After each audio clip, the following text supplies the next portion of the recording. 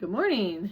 So today we're going to move into section 9.5. If you notice, it says day 1 up here. So this is split into 2 days because now we get to add and subtract these fractions, which obviously is a lot more involved than just multiplying and dividing because we're going to have a common denominator. So if you look at our quick warm-up, going back to just when you first learned how to add fractions, here they both have a denominator of 5. Remember, you keep the denominator, you add the numerators, you check to see if that can reduce, which it cannot, and that would be your final answer. Okay, if you go to number 2, our denominators are not the same. So back in the day, you guys would have said, okay, well, I can do a common denominator of 4. So if my denominator doesn't change, right, then my numerator doesn't change. So that fraction stays the same. But on this one, how did I change, my denominator? I multiplied by 2. Whatever I do to the denominator, I must do to the numerator. So that's a 2 there. Then I keep my denominator, add the numerators. Does that reduce? No, you can just leave it like that. Same thing for number 3. 3 and 2, what number do 3 and 2 both go into? That would be 6. So you're going to have to convert both of these. So how do you get from 3 to 6? You multiply it by 2. So that gives me a 4 there. And here we're going to multiply by 3. Keep the denominator. 4 minus 3 is 1. So kind of a quick review in fractions, okay? We're going to start off these rational expressions with common denominators. So those are the best. Hopefully those won't be too bad for you. So it says to add and subtract 2 rational expressions with like denominators. So these are going to kind of be the nice problems. We're going to add and subtract the numerators, and we're going to keep the denominator. Your denominator does not change. Be sure to always simplify. So here we have 3 over 2x minus 7 over 2x. So again, my denominator stays the same. 3 minus 7 is negative 4. And does that simplify? If you remember in section 9.1, we simplified these. So what goes into both of these? 2. So this is going to be negative 2 over x. And you are finished. Okay, for example 2, my common denominator is x minus 4. Then I'm going to add 3x plus 6. And don't forget, when we're simplifying, you want to factor the top, factor the bottom, and then simplify. So if I factor the top, the bottom cannot factor. It's already factored. And are there any common factors there? No. Now, one thing I did notice, you guys did a really nice job on your homework, those of you that did it. Some of you were then multiplying this back out to leave your answer like 3x plus 6. You don't have to do that. Once you've, crossed out what you think crosses out, you can leave it like that, or you could leave it like that. It's really up to you, but I thought you guys did a nice job of that overall. All right, so those are kind of the easy ones. If they have a common denominator, won't be too bad, okay? What's going to be more difficult, obviously, is when they do not. So you must have a common denominator or common denominators.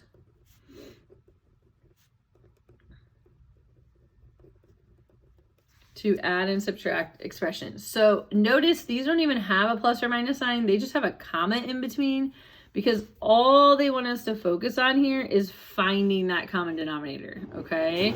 So this is where, like, some of you that you might be like, oh, I can just kind of see it. That's not always going to work. So just be careful. I'm going to go through how you would find the common denominator. So you're going to pull off the first denominator. And anything that can factor needs to factor. So like this 4 is 2 times 2 times the quantity x plus 1. So that is my first one all factored. I'm going to use 2 different colors here to hopefully show this. My second denominator is 4x. So this can break down to 2 times 2 times x. I'm going to line them up. 2 times 2 times x. Okay. You probably maybe remember back in the day when you're finding a LCD, you're first going to find your matches. So there's a match and there's a match. Those only get written down once. So we write this 2 down once. We write this 2 down once. Now x and x plus 1 are not matches. So they both have to get written down here as part of my LCD. So 2 times x is 4x times x plus 1. This is the answer for this one. All they were asking us to do on this one is just to find the common denominator. So let's kind of review how we did that. You pull the denominator off, you factor it. Pull the second denominator off, factor and line up. Find your matches, write them down, then take all your leftovers. Sometimes I call them the little crunchy munchies. Take all these guys, put them in the line, and multiply back together. That's your LCD. So let's try example 4. Pull off x times x minus 6. There's nothing else I can do to that. That's already factored. Pull off x squared minus 3x minus 18. Well, this is a trinomial with a coefficient of 1, so I'm going to use the x method. This ends up -6 and +3, so x minus 6 times x plus 3. Once you've factored it, you want to line them up. And if you can kind of see your matches and line them up and kind of stagger it like this, I like that. That's just me. So this is a match, so that's only going to get written down once, okay? So you can write that down once first if you want, and then this is a leftover, that's got to get written down, and this is a leftover, that's got to get written down. This is my LCD.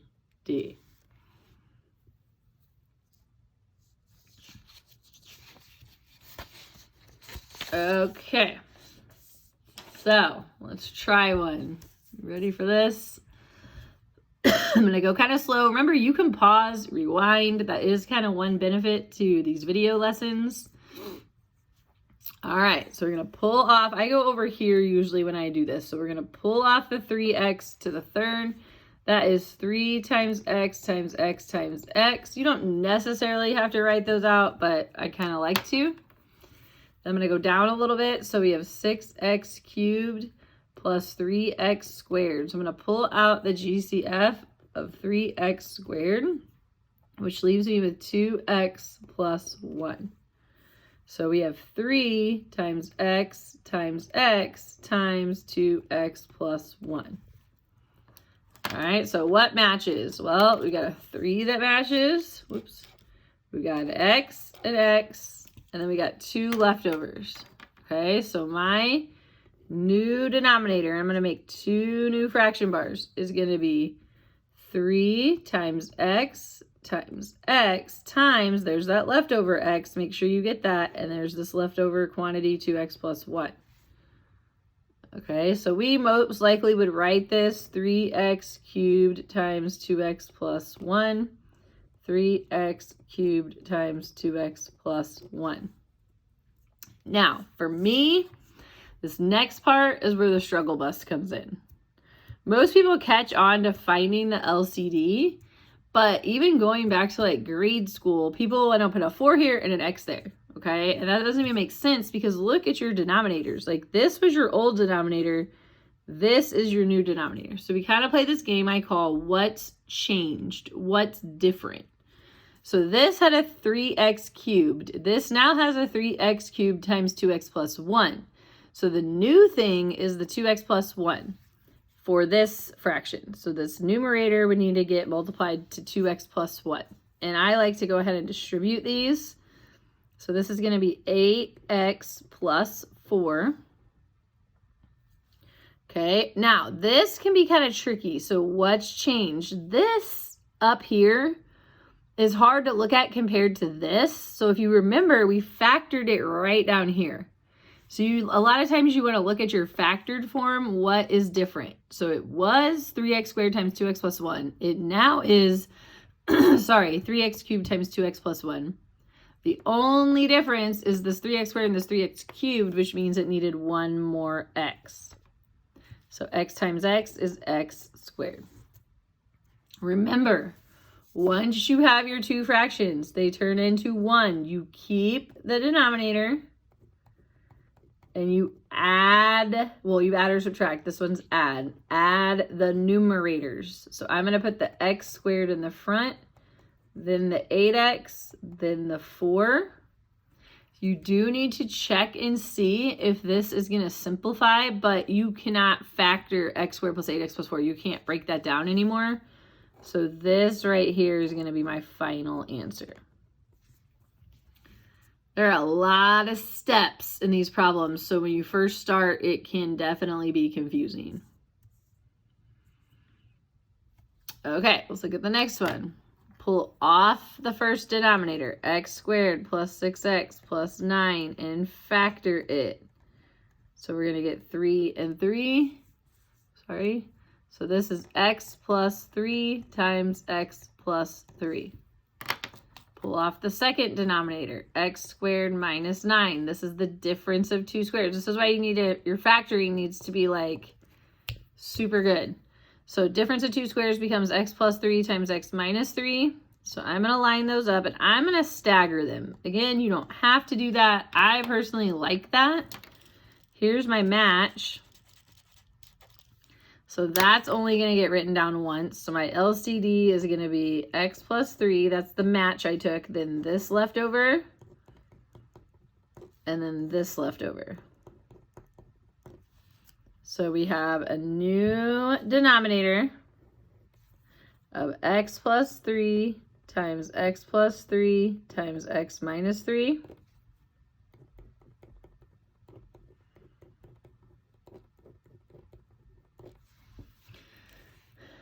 And then remember, this is the part where people tend to struggle. This is the what's missing or the what's changed game, because that's how you know how you need to change your numerator. Again, this is not the factored form. So I'm going to kind of glance over here. Oh, this was x plus 3 times x plus 3.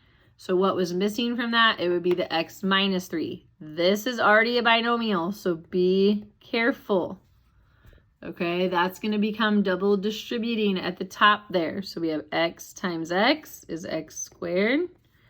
X times negative 3 is negative 3x. 1 times x is positive 1x, and 1 times negative 3 is negative 3. Now play what's missing here. So it was x squared minus 9, which was x plus 3 times x minus 3. So what's missing would be one of the x's plus 3's. Now, you got to be careful. There's two ways to think about this. You can go ahead and just distribute a 1. What I like to do, see this negative sign right here? If I have a problem like this, I like to just add the opposite and distribute a negative 1 there. Okay, if you don't like that, you can leave the minus sign in the middle. You're just going to have to remember to distribute that minus sign. All right, so now my denominator stays the same. X plus 3 times x plus 3 times x minus 3. I got to combine this whole top right there. So that's going to be x squared. Then we have negative 3x plus 1x is negative 2x. Minus 1x is negative 3x. And then we have a negative 3 and another negative 3, which makes a negative 6. Again, you want to check that with that factor. Multiply to make negative 6, add to make negative 3. That's not going to factor. This is going to be your final answer.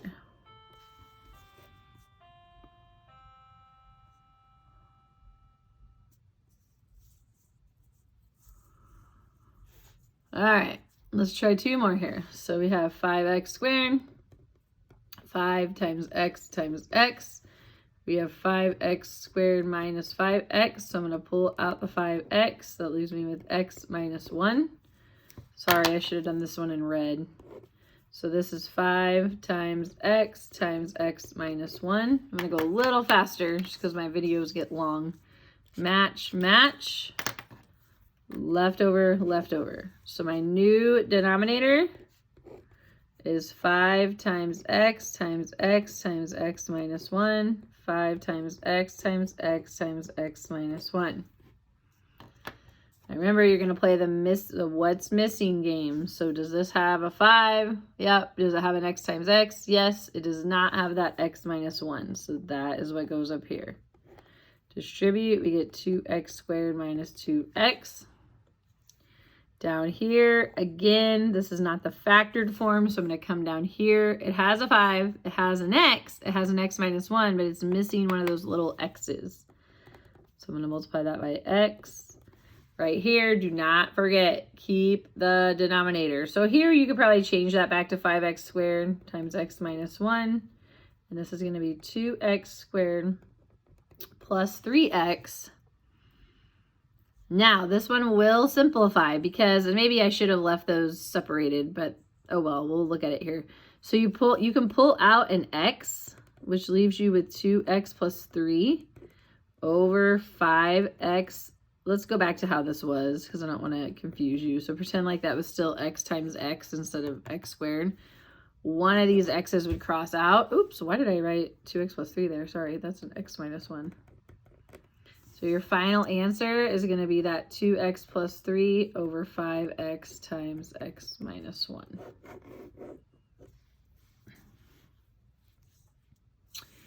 Okay, last one. This denominator is x times x.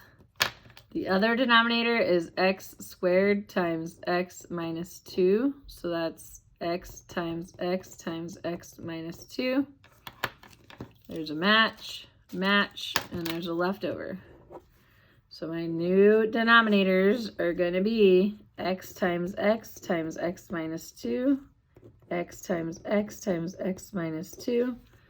And then play what's missing. So this was x times x. It's now x times x times x minus 2. So that x minus 2 is missing. Again, you have a double distribute. X squared minus 2x minus 4x plus 8. And then again, I would look. This is the what's missing, but right here's the factored form. So it's x squared times x minus 2. So actually, this is the first one that this has happened for us. Nothing is missing. So when nothing is missing, your numerator does not need to change. You can just bring it down. Notice this is subtract, so I like to change my signs right away. So my new denominator is x times x minus 2. Then I get x squared minus 6x plus 6.